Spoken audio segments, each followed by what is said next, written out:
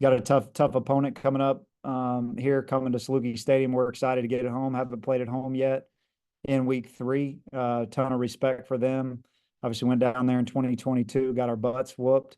A lot of guys are still on this team that went on that trip, and they've done a great job. What they've built down there the last few years, they're used to winning, and so extremely tough challenge. Great quarterback. I feel like that's playing at a high level.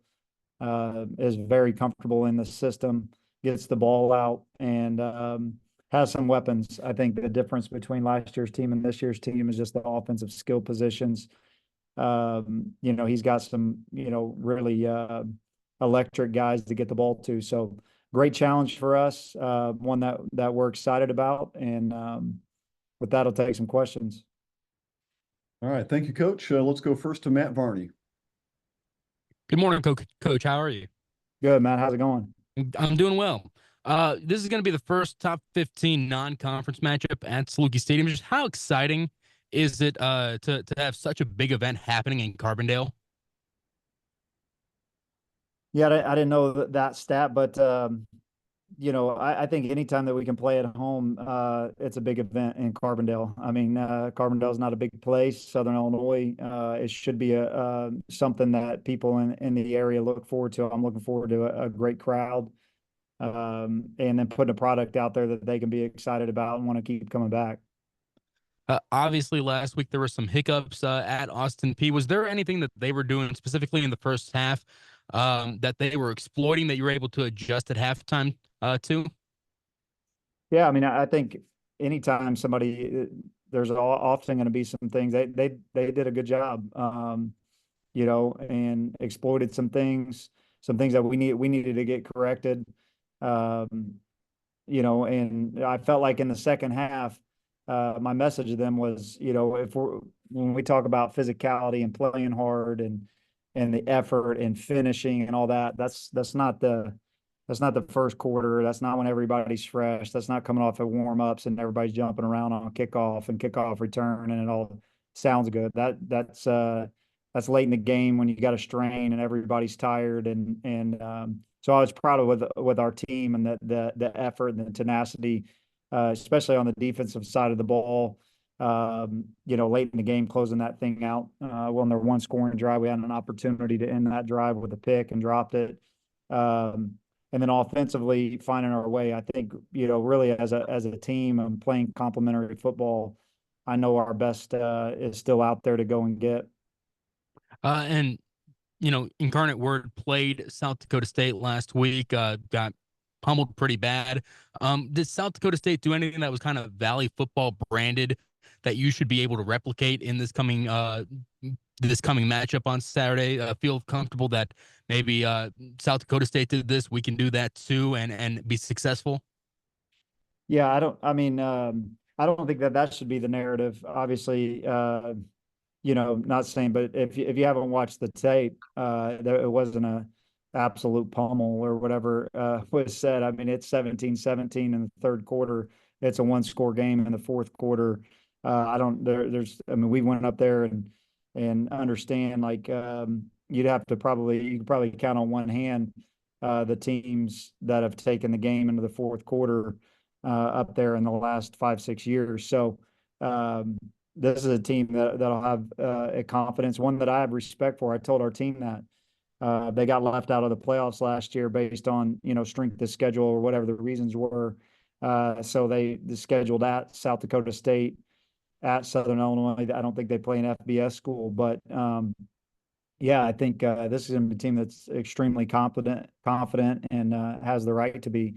And that's the preparation that we'll have this week of what type of team's coming in here. I think every team is different, but I think the physicality of what our league brings.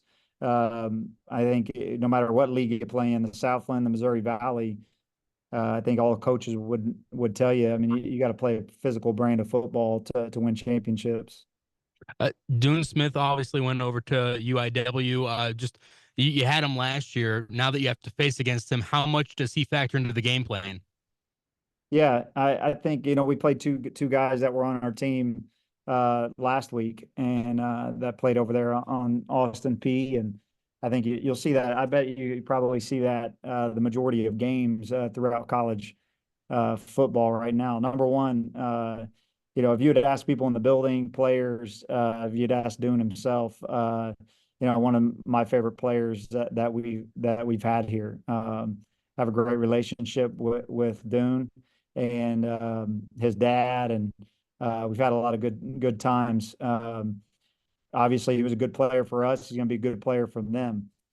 He comes in there and rotates in and out, and you can see the things that he does on tape, and he's physical, understands what type of body he has playing in the box. And so, but just like last week with the two guys that we knew on their team, I mean, there's really nothing that changes the way that we go about preparing as far as what they do. You got to watch on tape.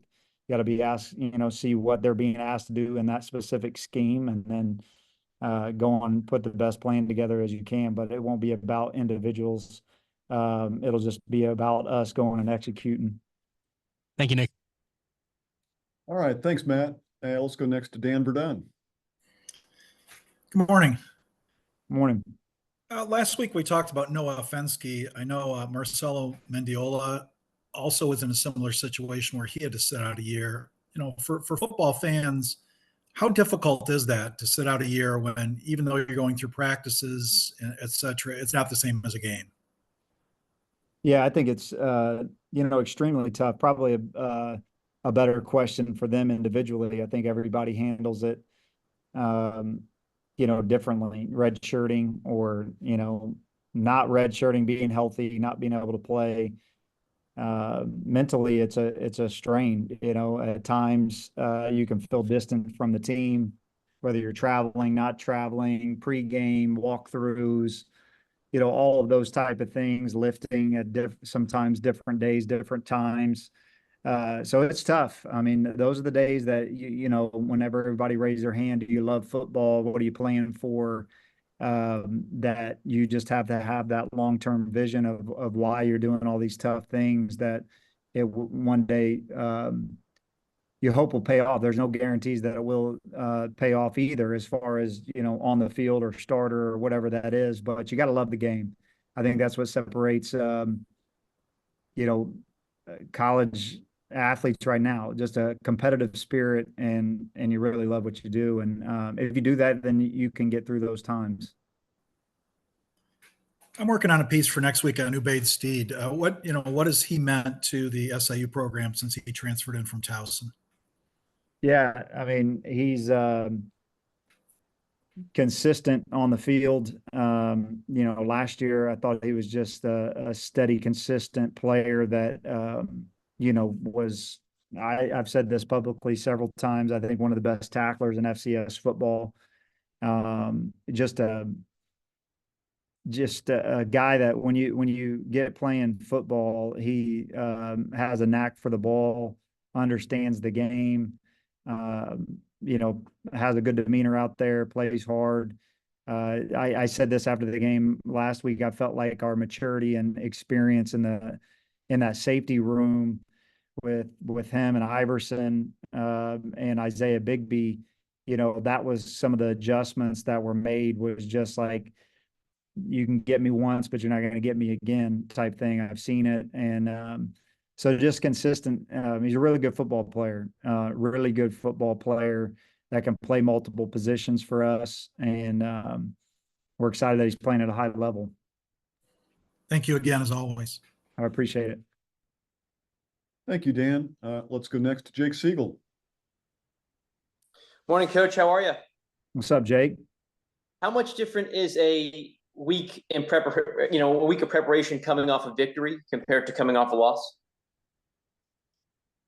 I think you asked me that question maybe last week off coming out for a loss. I mean, it honestly, it doesn't change. I think we're human. I mean, you feel maybe a little worse than you're supposed to after a loss, and maybe so you've got to be able to reset. And when you get back in the building for preparation, Some people can do that, some people can't though. And that's our job as coaches to make them feel the sense of urgency. There's something to do with confidence and winning, and winning, usually breeds more wins, and just the expectation, the confidence.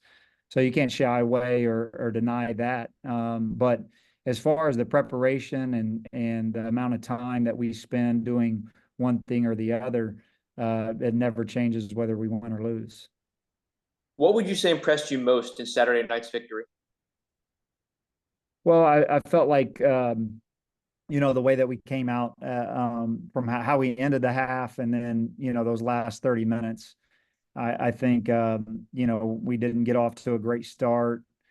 It wasn't the flow of the game, and it wasn't, that stand we were in, a tough game. But I felt like the reset at halftime, the maturity this group has shown, with some of the veterans, of just, things that we continually repeat as coaches, of how we have to just control what we can, play the next play, how we respond. They did that. And then I felt like, took control of the football game. The defense, limiting the explosive plays in the second half, and then really just wearing them down, and then getting after and close the way they closed the football game out. Offensively, I think, put together some drives, ran the football. LaShawn, 18 carries, and Jalen Benefield, and being able to go and sustain that and hit some explosive runs in the second half, in that game, of the 3 drives that we got great field position, not coming away with points. We got to stay away from negative plays. When you look in the first 2 games, when we get some negative plays, whether that's holding, couple in 2 games where we're going backwards, even early in the game, explosive run, like maybe a 40-something yard run, that's minus 50 in hidden yardage, because now we're going back, and we just had a 40-yard run that doesn't count. And then 2 down on the goal line, we went backwards consecutively, had to kick a field goal where we're at the 3-yard line if we don't hold, and we're punching in another touchdown. So a lot of things that we can get corrected and watch on the tape to get us better. So I think, was pleased with some of those things. Just going off that and going off something Matt mentioned earlier in the call, first time a Saluki game at home in a while. How does it feel? And I know how, I know you touched on how important it was to the region, but what's it like to have your team playing where you guys practice every single day? Yeah, I mean, it's great to play at home. Excited to get back home. Excited to get into the home routine. We've traveled and we've got back late. We've played 2 night games on the road.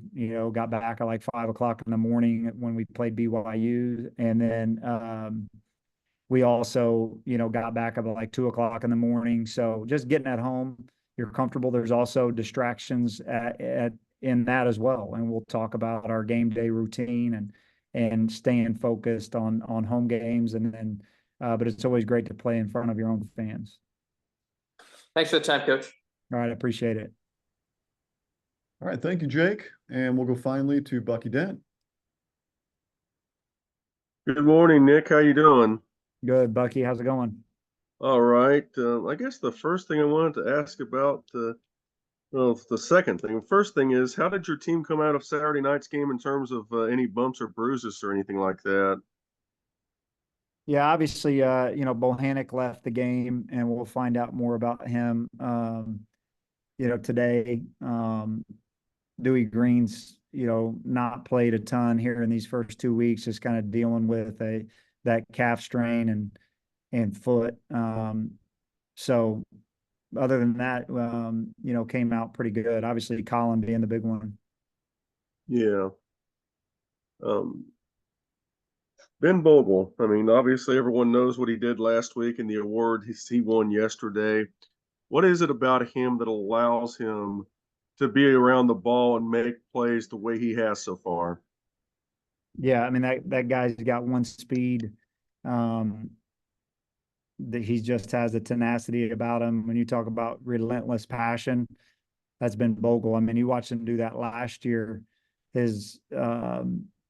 he's just expanded what he does, as far as just his knowledge of the game and being out there in multiple packages. I mean, last year you could put together a pretty good highlight reel of what he was able to do last year and some of the pressure things that he did. And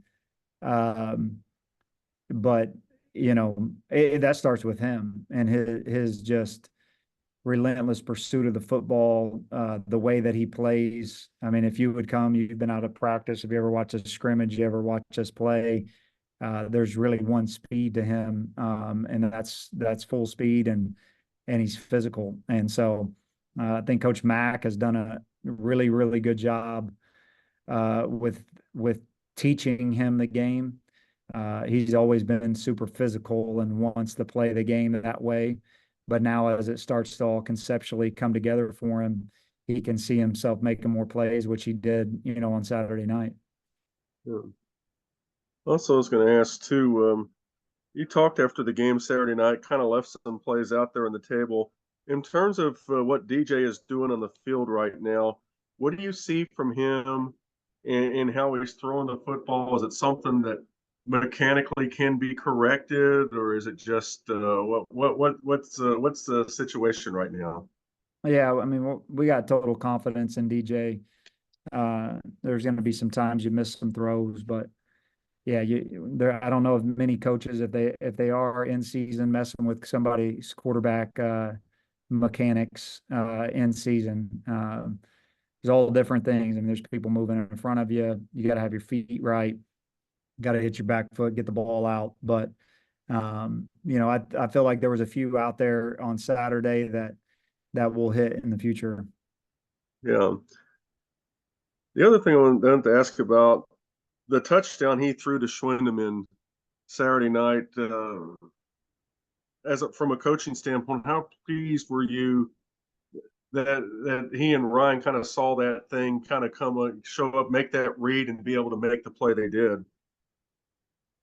Yeah, no, I don't. It really wasn't much reading. That's just the play that we had, and they didn't cover him. So that's Yeah, about as easy okay. as it's going to get. I thought you might be up there listening to our play calls, Bucky. We were throwing hot routes and sticks and stuff, but no, we just had a stick route on, and they obviously busted a coverage and threw it to him, and nobody was home. So I told Ryan, might be one of the easier ones you ever have in your career. All right. Thank you. All right, appreciate it.